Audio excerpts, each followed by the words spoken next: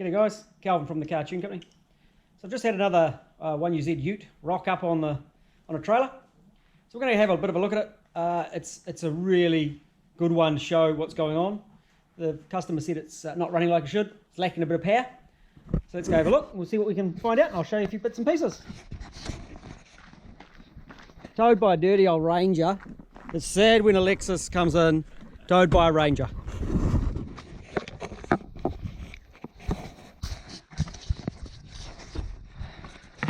So I've actually dealt with this one in the past from the people that built it. They got my instructions, they got a few parts of me, and I helped them out through the job, and it's looking pretty clean and tidy in here. And the new owner said it doesn't quite go like it should. It sort of did. It did, eh, Brooke? Yep. Kind of did, and then it fell off. Kind of didn't run like it should.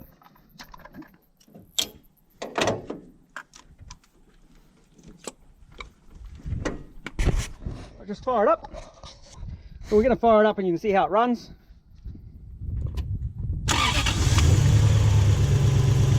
So it's actually sitting there pretty smooth. There's a little bit of a lump to it. It'll rev. This is how flat it sounds. So that's sounding pretty flat. We go over here. I'm going to fire a spark tester on this one. You can actually hear it drop when I pull that out. And I'll pull this one out and it won't make a difference.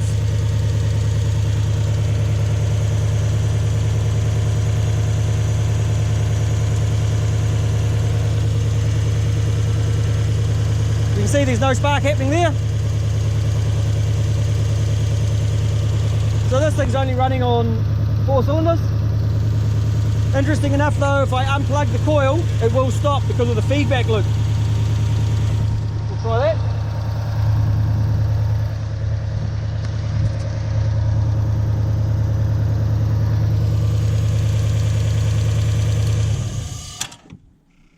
Doesn't like that. There we go. And it stops because of the feedback loop out of the igniters. So basically when it detects there's not spark happening, then it turns the fuel off. In this case, even though the coil isn't working, it'll be shorting internally or still enough that the igniter thinks it's firing it, but of course it isn't. So we're running on 4 cylinders. So we're going to go get another coil for it.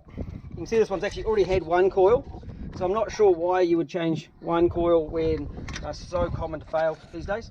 We'll go get another coil, we'll fire it up and see what it sounds like when it's running on all 8.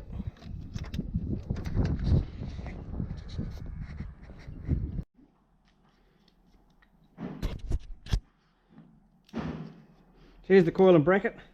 Bit of oil and crap on it now because the front of the tappet covers are leaking. Now both the coils are the same. It's just the brackets are different. So we just unscrew it, swap them over.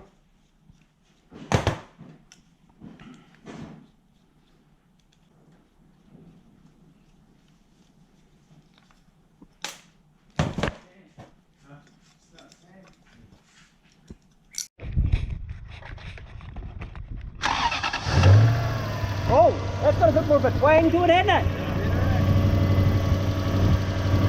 It's got a bit more noise. Doesn't quite sound quite as flat.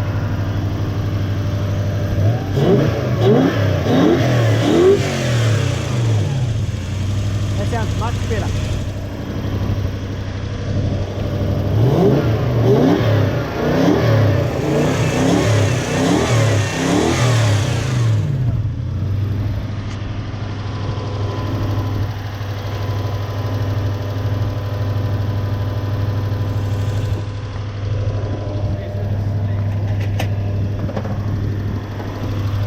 Now if I lift this one off,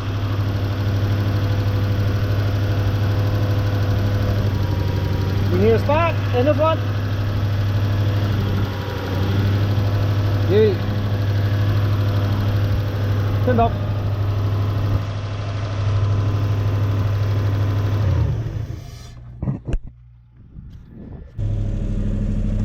Let's have a look under here. Oh, it's got a big cover. Yeah, it was a Sora. Possibly not quite as neat and tidy as I'd like it under here. Yeah. They did put the diagnostic plug in though. Oh yeah. that's cool, they've actually got the correct diagnostic plug. We don't often see that. That's kind of cool.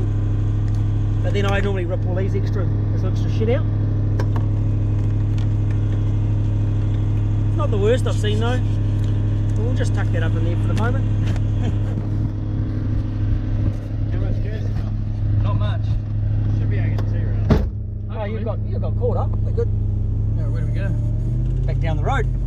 Because our test drive track down the front of the farm isn't good enough for a 2-wheel drive.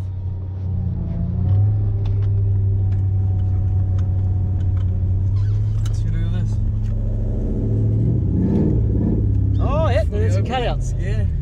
Oh, yeah.